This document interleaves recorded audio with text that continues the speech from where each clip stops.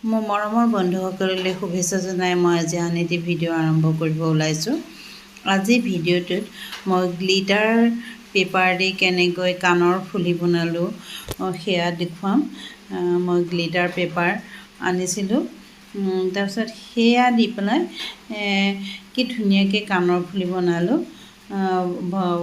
ফুলিখিনিৰ ওজনো বহুত কম হয় আৰু পিন্ধিবলৈও বহুত ভাল লাগে। মই কিছুমান গ্লিটাৰ পেপাৰৰ তলতে কাগজখন এৰুৱাই দিলে আঠা থাকে আৰু কিছুমানৰ আঠা নাথাকে। মোৰ এইখনৰ গ্লিটাৰ পেপাৰ আকৌ তলত কাগজ আছে, ডাবল লেয়াৰৰ আছিলে। তাৰপিছত কাগজখন এৰুৱাই দিলে আঠাখিনি ওলাই যায়গৈ। মই এইখন গোলপীয়া ৰঙৰ গ্লিটাৰ পেপাৰ ল'লোঁ, তাৰপিছত জোখ লগাই এনেকৈ কাটি লৈছোঁ।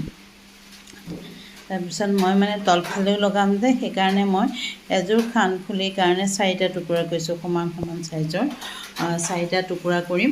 4টা টুকুৰা কৰি পেলাই মানে সেইখিনি মানে ইটো পিঠিত সিটো পিঠিত মানে গ্লিটাৰ পেপাৰখন লগাই দিম। তাৰপিছত লগাই দি পেলাই তাৰপিছত মই সেয়া শুকাব দিম। যদি গ্লিটাৰ পেপাৰখনৰ তলফালে আঠা থাকে তেতিয়াহ'লে সেইখন শুকাব নিদিলেও হয়। যদি আঠা নাথাকে তেতিয়াহ'লে আঠা লগোৱা পেপাৰখন আকৌ অলপ সময় ধুনীয়াকৈ শুকাব দিব লাগে। তেতিয়াহে মানে ধুনীয়াকৈ ইটোৰ লগত ইখনৰ লগত সিখন কাগজ মানে আঠা খাই লাগি যায়। মই এই গোলপীয়া ৰঙৰ গ্লিটাৰ পেপাৰখনত কি হ'ল মানে আঠা লাগিয়ে আছিলে, তলৰখন এৰুৱাই দিলেই হ'ব। সেইকাৰণে মই ইয়াত আঠা লগোৱা নাছিলোঁ। আৰু এইখনৰ তলফালৰ বগা কাগজখন এৰুৱাই দিয়াৰ লগে লগে কি হয়, ইটোৰ লগত সিটো মই তলফালৰ বগা কাগজখন এৰুৱাই দিছোঁ। চাওকচোন, তলফালৰ বগা কাগজখন এৰুৱাই দিয়াৰ লগে লগে এইখনৰ উলিয়ালোঁ, এৰুৱালোঁ, সিখনৰো এতিয়া এৰুৱাম। মই এনেদৰে এৰুৱাই দিছোঁ। এৰুৱাই পেলাই তাৰপিছত ইখনৰ লগত সিখনে এনেদৰে আঠা খুৱাই লগাই দিছোঁ। আঠাটো আকৌ বৰ আঠা, একদম নিপিট খাই লাগি ধৰে। সমান জোখত পাতি ল'ব লাগে। মোৰ যে আঙুলিয়ে চাঙুলিয়ে লাগি গৈছে, দেখিছেনে? একদম বৰ আঠা আঠাটো। এনেকুৱা আনিলে আকৌ ভাল। এইখনত অকণমান দাম লয়, সিখনতকৈ অকণমান বেছি দাম লয় অকণমান, কিন্তু মানে কি হয়, এনেকুৱা আনিলে মানে এনেকুৱা পিছলুটীয়া আঠা থকা আনিলে মানে আঠাটো লগাব নালাগে। ইটো আঠা লগালে আকৌ শুকাবলৈ দিয়া, আকৌ লগাই এবাৰ থৈ দিয়া অকণমান সময় লাগে। এইটো লগে লগে হেঁচা মাৰি দিলে লাগি গ'ল, ক'তো নালাগেও, একে ধুনীয়াকৈ লাগি থাকে, দেখিছেনে? মই কেনেদৰে লগাই দিলোঁ। ইটোখনৰ লগত সিখন লগাই দিয়াৰ পিছত দুইটা লাগি গ'ল। এতিয়া মই এয়া ইয়াৰিঙত লগোৱা, কাণত লগোৱা সোমোৱাবৰ কাৰণে সেয়া তাঁৰকেইডাল কি কৰিম, সেইটো বেজি দি পেলাই মই ফুটাই লৈছিলোঁ। ফুটাই লোৱাৰ পিছত এনেদৰে সোমোৱাই দিলোঁ। সোমোৱাই দিয়াৰ পিছত সেইখিনি তাঁৰখিনি মানে সেয়া কিনিবলৈ পোৱা যায় পেকেট। কাণত হাকুটা এডাল মই এনেদৰে লগাই দিলোঁ। লগাই দি পেলাই মই হাতেৰে এনেদৰে খুব হেঁচা মাৰি টিপি দিলোঁ। হাকুটাডাল টিপা খাই গ'ল, দেখিছেনে?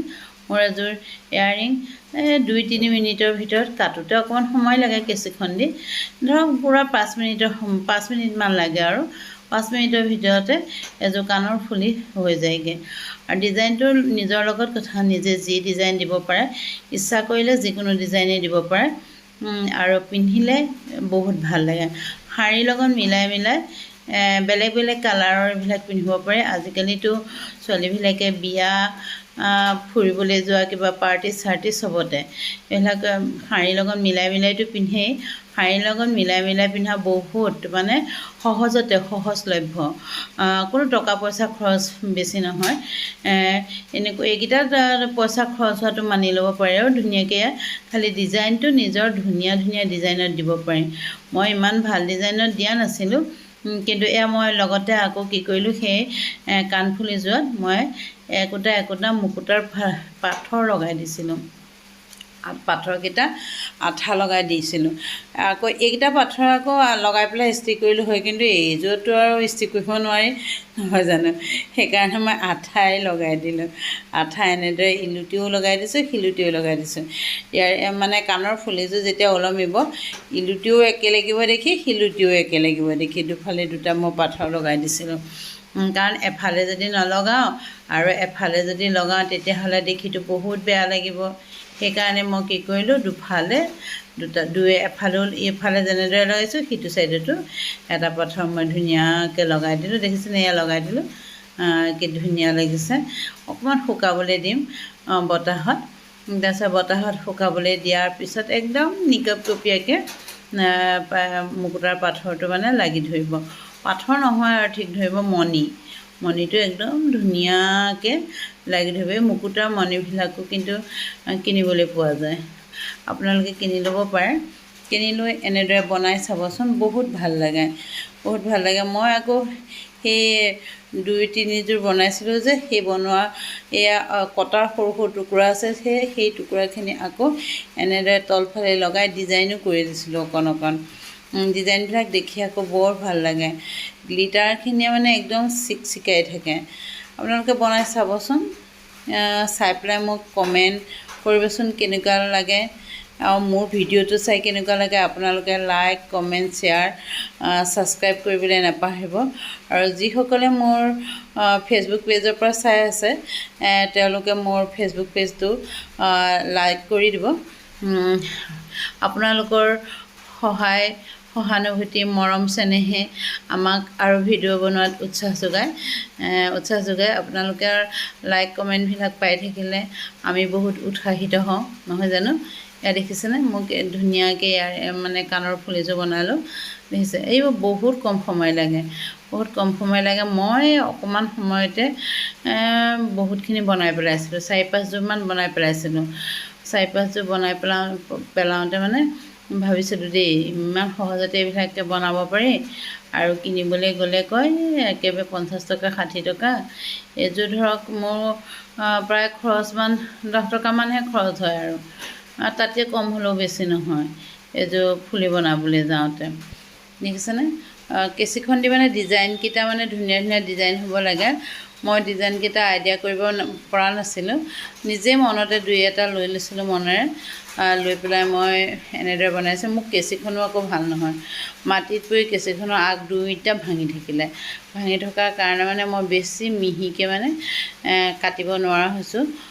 তথাপিতো কাট খায় আৰু কাটি যায়। কাপোৰ বা এনেকৈ কাগজ কাটিলে ধুনীয়াকৈ কাট খাই যায়।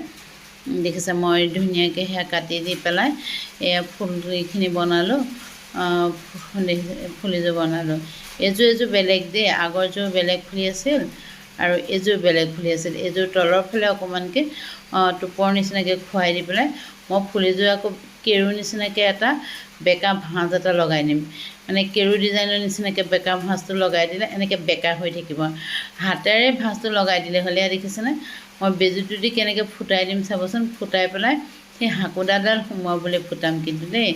ডাঙৰ বেজী এটা লৈ ল'লোঁ, বেজীটো দি মই এনেদৰে এইপিনেদি ফুটাই দিম। এতিয়া ফুটাই দিয়াৰ পিছত সেই হাকোদাডাল লগাবলৈ অতি সহজে হৈ যায়। নহ'লে ফুটাটো নোসোমোৱালে বা উলিয়াই নল'লে হাকোদাডাল সোমোৱাব নোৱাৰিমতো। সেইদৰে ডাঙৰ বেজী এটা লৈ পেলাই মই এনেদৰে ফুটাইটো বহল কৰি লৈছিলোঁ। লৈ পেলাই এতিয়া মোৰ আনি থোৱা সেই হাকোটাৰ ছেটৰ পৰা মই হাকোটা উলিয়াই পেলাই মই এনেদৰে তাত সোমোৱাই দিম, যেন কাগজখন বহলিও নাযায়। একদম ধুনীয়াকৈ সহজভাৱে সোমোৱাই দিয়াৰ পিছতে এযোৰ ইয়াৰিং হৈ যাব। দেখিছেনে মোৰ ইয়াত কেইযোৰ হৈ গ'ল? ইমান ধুনীয়া লাগিছে কাণফুলিকেইযোৰ, দেখিছে? বহুত ধুনীয়া লাগিছে মোৰ কাণফুলিকেইযোৰ দেখিবলৈ। দেখাত ইমান ধুনীয়া লাগিছে। মই 8যোৰমান বনালোঁ, আৰু এই যে আকাশী ৰঙৰ এযোৰ আছে সেইযোৰ মই বনাই পেলাই থৈছোঁ। সেইযোৰত মই কাণৰ এই হাকোটা এডাল লগোৱা নাছিলোঁ। দেখিছে কি ধুনীয়া লাগিছে দেখাতে, মানে ইমান ধুনীয়া লাগিছে নহয়। ফুলিকেইযোৰ পিন্ধিলে যে আৰু ধুনীয়া লাগিব, দেখিছে? ইমান ধুনীয়া লাগিছে। এইটো বেঙুনীয়া ৰঙৰ কালাৰৰ, বেঙুনীয়া ৰঙত মই ইয়াত মুকুতাৰ মণি দি দিছিলোঁ। ইয়াত মই গ্লাছ লগাই দিছিলোঁ, ধুনীয়াকৈ গ্লাছ লগাই দিছিলোঁ। এইডালতো মই গ্লাছ লগাই দিছিলোঁ, আৰু সেই সেউজীয়া ৰঙৰ ডালত মই কি কৰিছিলোঁ, পাথৰ লগাই দিছিলোঁ। পাথৰটো মোৰ বগা পাথৰ আছিলে, পাথৰ লগাই দিছিলোঁ। আৰু দেখিবলৈ ইমান ধুনীয়া লাগিছে, দেখিছে? গ্লাছখন দি মানে একে তৰতৰাই আছে, একদম বহুত ভাল লাগে। মই এনেদৰে আৰু বনাম, বনালে আপোনালোকলৈ ভিডিঅ' আগবঢ়াম। আপোনালোকে চাবচোন আৰু বেলেগ বেলেগ ডিজাইনত মোৰ কেঁচিখন ভাল নোহোৱাৰ বাবে মই আৰু বেছি ডিজাইনত মই বনাব পৰা নাছিলোঁ আৰু মই কেঁচিখন আনি ল'লে এটা ধুনীয়া ধুনীয়া আৰু নতুন নতুন ডিজাইনত মই আপোনালোকক বনাই দেখুৱাম এইটো দেখিছিল মই যে দেখুৱাইছিলোঁ আপোনালোকক বেজি দি ফুটাই সেইটোতো মই এনেদৰে মুকুতাৰ মণি লগাই দিছিলোঁ দেখিছেনে কিমান ধুনীয়া লাগিছে মুকুতাৰ মণিখিনি লগাই দিয়াৰ পিছত আৰু দেখিবলৈ সঁচাই বহুত ভাল লাগে আৰু এইবিলাক বনাই থাকিলে আৰু বনাই থাকিবলৈ মন যায় এয়া দেখিছেনে ইমান ধুনীয়া লাগিছে দেখি পেলাই বহুত ভাল লাগিছে এই নীলা ৰংটোৰ লগতে মানে নীলা নহয় প্ৰায় আকাশী ৰঙৰ নিচিনা সেইটো ফুলিজন মই মানে আঠা অকণ লগাই থৈছোঁ ভালকৈ শুকোৱা নাই কাৰণে মই ফুটাটো কৰি দিয়া নাই চেপেনাডাল সোমোৱাই দিয়া নাই ফুটা কৰি সেইটো শুকালে মই ভালকৈ চেপেনাডাল সোমোৱাই দিম তেতিয়া ফুলিযোৰ পিন্ধিম বহুত ভাল লাগিব এয়া দেখিছে কি ধুনীয়া লাগিছে